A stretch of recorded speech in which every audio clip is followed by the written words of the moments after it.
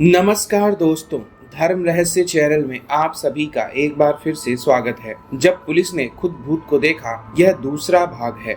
चलिए जानते हैं और पढ़ते हैं इनके ईमेल पत्र को। गुरुजी, जब इस प्रकार पुलिस वालों के लिए ऐसे आदेश के बारे में मुखिया ने कहा कि आप लोग गांव के बाहर नहीं जा सकते हैं, तो पुलिस वाला होने के कारण इन सब के मन में एक रौब तो पहले से ही रहता है। और तब उन्होंने कहा कि आप हमें रोक नहीं सकते, बल्कि हम चाहें तो पूरे गांव को थाने में बंद कर सकते हैं। तब यह बात सुनकर मुखिया और वहां बहुत सारे जो पुरुष और स्त्रियां विद्यमान थे, वो सभी जोर जोर से हंसने लगे। तब मुखिया ने कहा कि आप लोग दूर से आए हैं, इसलिए पहले भोजन कर लीजिए। बाकी अगर आपके अंदर क्षमता है तो आप यहाँ से बाहर लौट सकते हैं। और वहाँ पर बहुत सारे गांव वालों ने उनके आगे भोजन रख दिया। अब पुलिस वालों ने सोचा कि चलो जैसा भी है, लेकिन यह लोग आवा भगत तो कर ही रहे हैं, इसलिए चलिए इनका भोजन कर लिया जाए। और सब ने उनका दिया हुआ भोजन कर लिया। भोजन सच में स्वादिष्ट था। और तब पुलिस वालों ने कहा कि क्या आपको कुछ पता है कि बगल वाले गांव से कुछ लोग गायब हो गए हैं? अगर आप लोग उनके बारे में कुछ जानते हैं तो बता दीजिए। यह सुनते ही वह गांव का मुखिया कहने लगा, कहीं आपका इशारा उन लोगों के लिए तो नहीं है? और उसने एक तरफ उंगली करते हुए दिखाया। वहां पर एक पुरुष और 3 स्त्रियां मौजूद थीं। उसमें से एक सजी धजी नव युवती भी थी। बहुत जल्दी ही मेरे दादाजी को यह बात समझ में आ गई कि यह लोग वही हैं जो खो गए थे जंगल में और जिनके बारे में अब कोई जानकारी उपलब्ध नहीं है। तो वह तेजी से उन लोगों की तरफ बढ़े और उन लोगों से बात करने की कोशिश की। तब वह कहने लगे कि हमें घर नहीं जाना है, हमारा घर तो यही है, अब भला वहां जाके क्या फायदा। मेरे दादाजी और अन्य पुलिस वालों ने उन्हें समझाने की कोशिश की। तब वह हंसने लगे और कहने लगे कि देखो, जो तुम कर सकते हो उससे ज्यादा हम कर सकते हैं, फिर वापस लौटने का क्या मतलब है। यह बात सुनकर के मेरे दादाजी ने कहा, हम चाहें तो अभी आप लोगों को गोली मार सकते हैं, क्या आपके पास ऐसी ताकत है? तब वह तीनों हंसने लगे, सिवाय उस लड़की के जो कि उदास बैठी हुई, ऐसा लगता था जैसे कहीं खोई हुई है।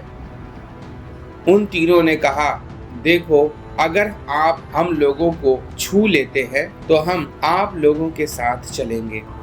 यह एक अजीब सी शर्त थी, लेकिन मेरे परदादा ने इस प्रकार जब सुना तो उन्होंने कहा, ठीक है, हम लोग आपको लेकर चलते हैं। और जैसे ही वह उनकी ओर बढ़े, वो एकदम से 2 कदम पीछे हो गए। और फिर मेरे दादाजी ने कहा, जाओ इन लोगों को पकड़ो। और सब लोग उन्हें पकड़ने के लिए दौड़ने लगे। वह हंसने लगे। वह हंसते हंसते ऐसे दौड़ते थे जैसे कि उनके पैरों में स्प्रिंग लगे हों।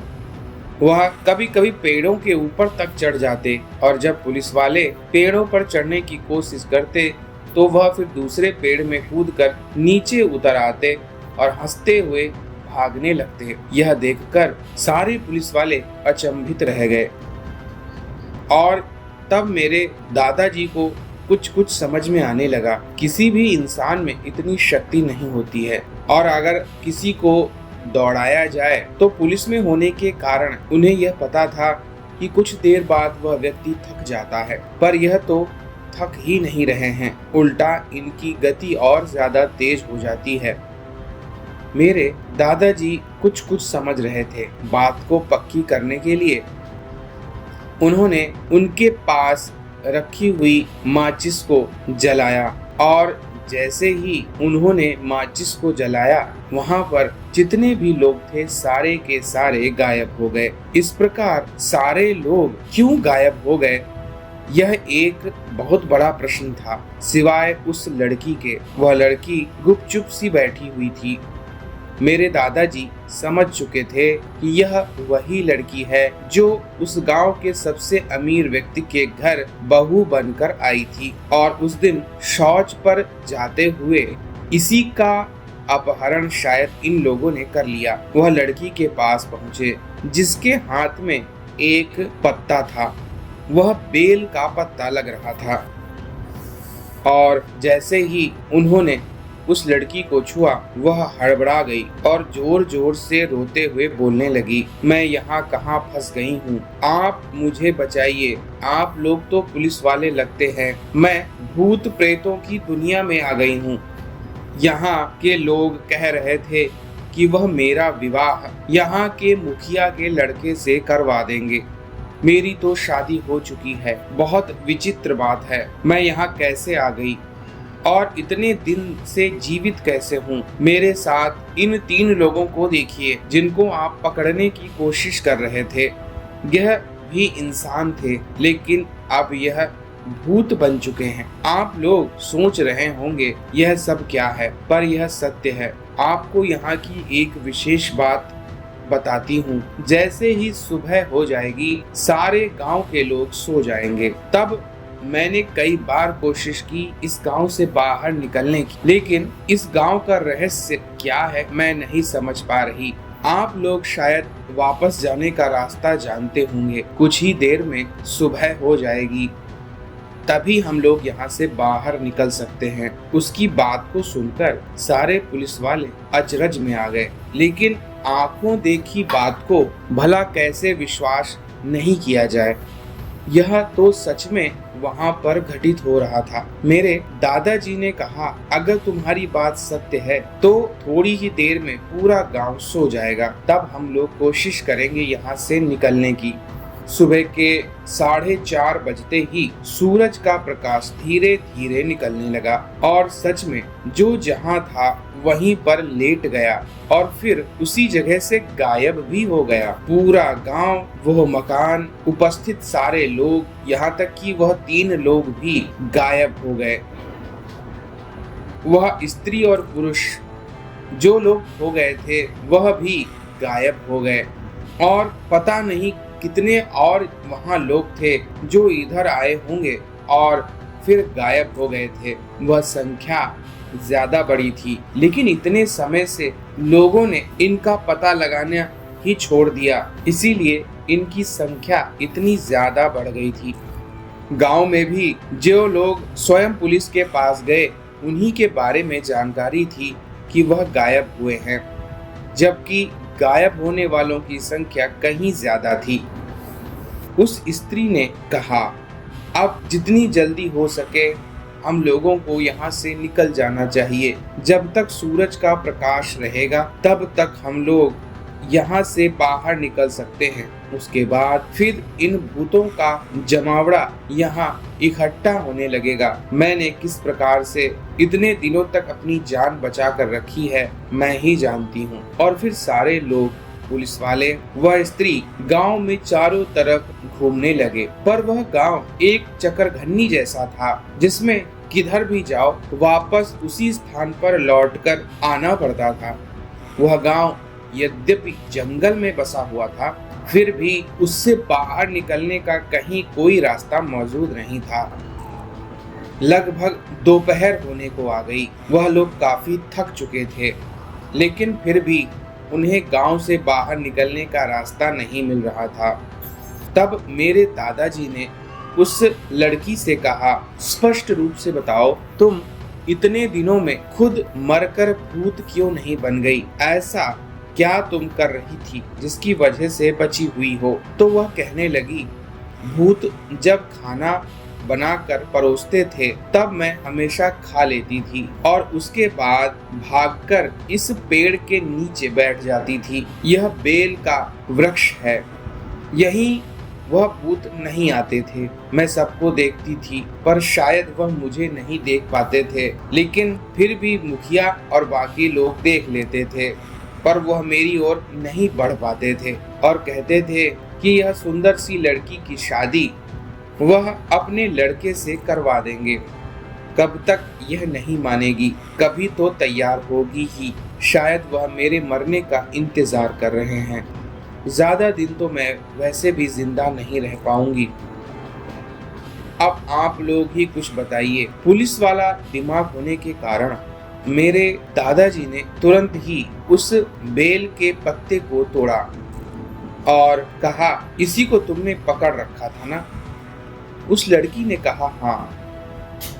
ऐसा करो, जिस रास्ते से तुम्हें लाया गया हो उस पूरे रास्ते को मुझे बताओ। देखते हैं कि हम क्या सफल हो पाते हैं अथवा नहीं।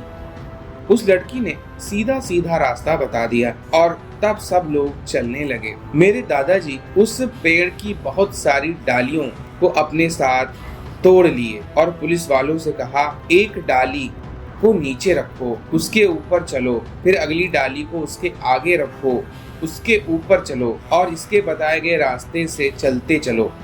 और इस प्रकार उस स्थान तक पहुंच गए जहां से उन्हें साफ ही वह गांव दिखाई दे रहा था जहां से वह आए थे और अद्भुत चमत्कार के साथ वह उससे बाहर निकल गए। तब सब ने मेरे दादा की प्रशंसा की। उनसे पूछा, आप इनकी दुनिया से हमारी दुनिया में कैसे वापस आ पाए? आपने यह बेलपत्री की डालियों से कैसे यहाँ तक आना हुआ? तब उन्होंने कहा, मैंने लड़की को देखा था, यह बेलपत्र पकड़े हुए थी, इसीलिए भूत इसका कुछ बिगाड़ नहीं पा रहे थे। बेलपत्र भगवान शिव को चढ़ाया जाने वाला उनका प्रिय पत्ता है। इसी कारण से मैंने सोचा कि अगर एक पत्ता इस कन्या को बचाए रख सकता है तो बेल वृक्ष की डालियां हमें मार्ग दिखाएंगी। इसीलिए मैंने बेल की बहुत सारी टहनियां तोड़ने को कहा और उन टहनियों के ऊपर चलने को कहा ताकि हम इनकी दुनिया से अपनी दुनिया जाने का एक मार्ग बना सके। मैं मन ही मन ओम नमः शिवाय मंत्र का जाप भी कर रहा था और देखो चमत्कार, हम लोग उनकी दुनिया से इस दुनिया में वापस लौट आए हैं। तभी उन्हें वह औरत दिखाई दी जो फिर से सभी को पानी पिला रही थी। वह औरत तेजी से इनकी ओर आई और कहने लगी, तुमने खुद को मुक्त कर लिया, मुझे भी मुक्त करो। तब मेरे दादाजी ने उसे कहा कि तुम जो पानी दूसरों को पिलाती हो इस बेल पत्र के साथ खुद खा जाओ। उसने ऐसा ही किया और सच में चमत्कार घटित हुआ। वह अपने देवीय रूप में वापस आ गई और तब उसने कहानी बताई कि आज से करीब 1000 साल पहले इस गांव में डाकुओं ने हमला किया था। हम सभी उस वक्त अलग अलग काम कर रहे थे। मैं खुद पानी पिला रही थी सबको। डाकुओं ने गांव के सारे लोगों को जलाकर मार डाला और हमारा धन लूट लिया था। तभी से प्रेतात्मा बनके यह पूरा गांव यहाँ पर स्थित है। वह अमावस की काली रात थी, इसीलिए अमावस्या के दिन ही हमारा गांव जाग जाता था और अपनी संख्या बढ़ाने के लिए, क्योंकि मुखिया का मानना था अगर उनकी संख्या ज्यादा होती तो निश्चित रूप से वह डाकुओं को हरा सकते थे। इसीलिए हम जो भी इंसान यहाँ से अमावस की रात या उस दिन गुजरता था उसे अपने अंदर खींच लेते थे और हमारी संख्या इसी तरह बढ़ती जा रही थी। आज से यह रास्ता हमेशा के लिए मैं बंद कर देती हूँ ताकि कोई उस दुनिया में वापस न लौट सके। यह कहते हुए उसने बेल पत्र और पानी को तेजी से उधर की ओर फेंका और वह रास्ता हमेशा के लिए बंद हो गया। मेरे दादाजी का कहना है कि यह एक सत्य घटना थी जो सब पुलिस वालों ने खुद मिल करके देखी थी, लेकिन इसकी रिपोर्ट जब उन्होंने अधिकारियों को की तो वह हंसने लगे। उन्होंने गुमशुदगी का रिपोर्ट भी बंद कर दी। हाँ, लड़की को वापस लाने के लिए उन्होंने मेरे दादाजी को इनाम भी दिया था, लेकिन इस बात पर कोई विश्वास नहीं कर पाया। इसीलिए मेरे दादाजी ने भी कहा कि यह औरत हमें जंगल में बेहोश पड़ी मिल गई थी। इस प्रकार यह केस वैसे ही बंद कर दिया गया, लेकिन मेरे दादाजी के माध्यम से मैं यह बात जान पाया कि उन लोगों ने जब उस गांव के माध्यम से खुद भूतों को देखा था, उनकी लीला को देखा था। इसीलिए इस कहानी का टाइटल मैंने जब पुलिस ने खुद भूत को देखा के माध्यम से मैंने आपको भेजी थी। गुरुजी, अगर आपको यह घटना पसंद आई हो तो अवश्य आप इसे सभी लोगों को सुनाइएगा। धन्यवाद गुरुजी। तो देखिए, यहाँ पर इन्होंने इस बात को बताया कि कैसे हमारी दुनिया से लगी हुई चमत्कारिक दूसरे आयाम की भूत प्रेतों की एक दुनिया वहां स्थापित हो गई थी, और समझदारी के माध्यम से, क्योंकि बेलपत्र भगवान शिव को चढ़ाया जाता है, उनका प्रिय होता है, उसी के माध्यम से बुद्धिमानी से उनकी दुनिया से बाहर निकल पाए, अन्यथा वह हमेशा वहीं फंसे रह जाते और स्वयं भूत प्रेत बन जाते। अगर आपको यह जानकारी और कथा पसंद आई है तो लाइक करें, शेयर करें, सब्सक्राइब करें चैनल को। आप सभी का दिन मंगलमय हो। जय मां पराशक्ति।